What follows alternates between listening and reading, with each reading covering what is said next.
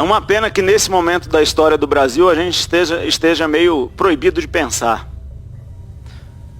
Porque se o povo brasileiro ainda tivesse liberado para pensar e expor as suas ideias de maneira livre, talvez a teoria que foi ridicularizada aqui, eu não sei falar em inglês, é false flag, essa teoria fosse levada a sério. Porque são tantas coincidências na cronologia dos fatos, que não seria errado alguém pensar assim: o grupo político que se beneficiou produziu os atos. Mas a gente não pode pensar. O brasileiro está proibido de pensar. O tempo passa e surge a notícia de que o Gabinete de Segurança Institucional enviou no dia 20 de janeiro a cópia do relatório de informes da ABIN ao Congresso Nacional. Em especial a Comissão de Controle das Atividades de Inteligência do Congresso. Neste relatório que foi enviado, nessa cópia do relatório, não estavam as mensagens a que outros deputados se referiram aqui antes de mim. Só lembrando que no dia 20 de janeiro, Vossa Senhoria ainda era o ministro do GSI.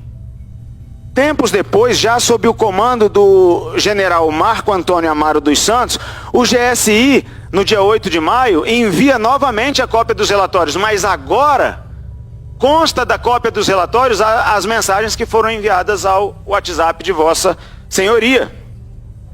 O GSI justifica como sendo um erro material. Eu não duvido que tenha sido um erro material.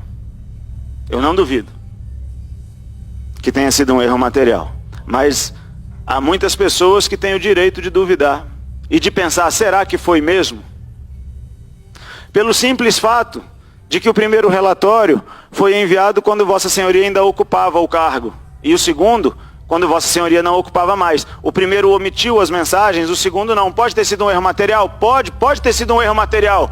Mas não pode ser ceifado de nós o direito de pensar e de adotar qualquer linha de investigação que seja possível. Entre elas a teoria da bandeira falsa, que o deputado Joaquim Roriz Neto levantou aqui. A gente ouve muito falar nessa tentativa de golpe com estilingue. Eu custo acreditar que alguém vai tentar dar um golpe de Estado e tem como objeto de demonstração da sua força estilingues, paus e pedras. É uma tentativa de golpe de pessoas que são taxadas de terroristas. Eles queriam tomar o poder, entre aspas. Quem não se lembra de Zé Dirceu? Dizendo que eles iam voltar ao poder, mas não vencendo eleições. Eles iam tomar o poder.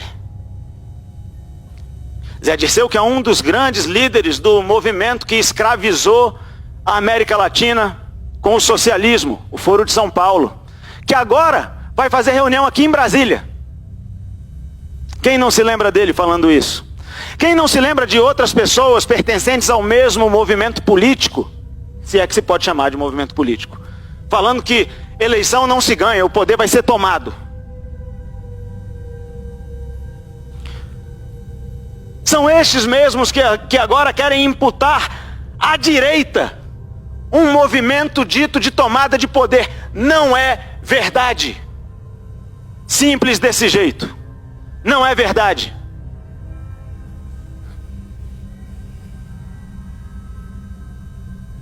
O deputado Chico Vigilante, presidente dessa CPI, fez uma pergunta de relevância fundamental para que nós esclareçamos esses acontecimentos todos. E aqui eu vou repetir o que eu já falei 1 milhão de vezes. Toda quinta-feira eu falo isso aqui. Quem cometeu crime tem que ser punido, não importa quem seja.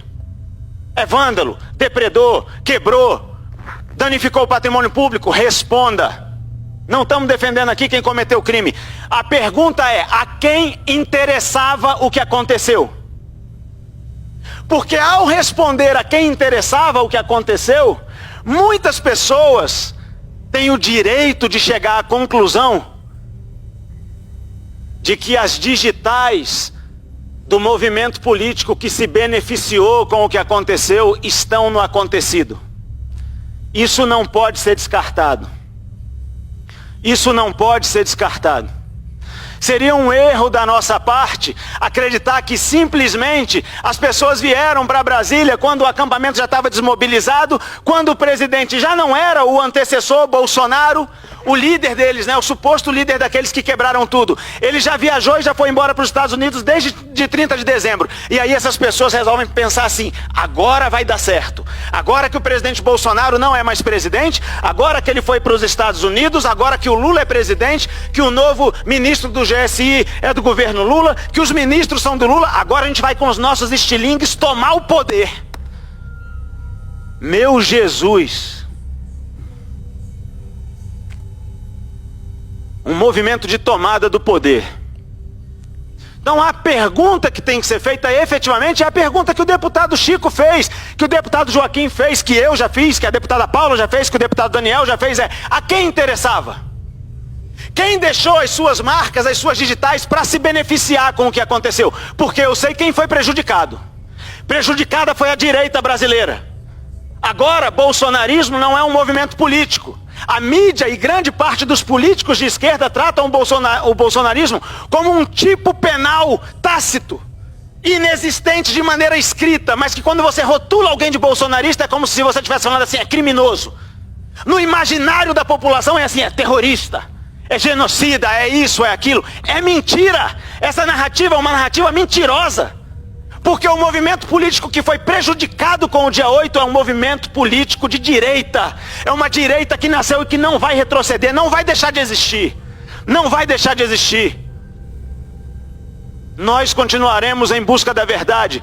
Continuaremos a expor os nossos princípios e valores. E eu quero encerrar aqui que Bolsonaro só se tornou Bolsonaro porque ele teve coragem de externar, verbalizar o sentimento, os princípios, os valores de centenas, de dezenas de milhões de brasileiros.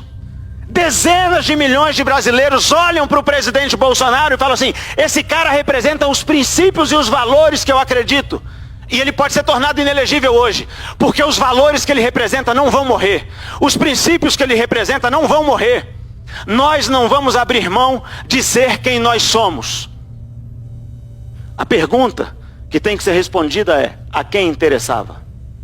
Qual grupo político se beneficiou e qual grupo político foi prejudicado? Eu sei. A esquerda foi beneficiada pelos atos do dia 8 de janeiro. Agora tudo que a direita faz é criminalizado por causa do dia 8. A direita foi prejudicada e é com isso que eu encerro pedindo perdão pela ênfase excessiva.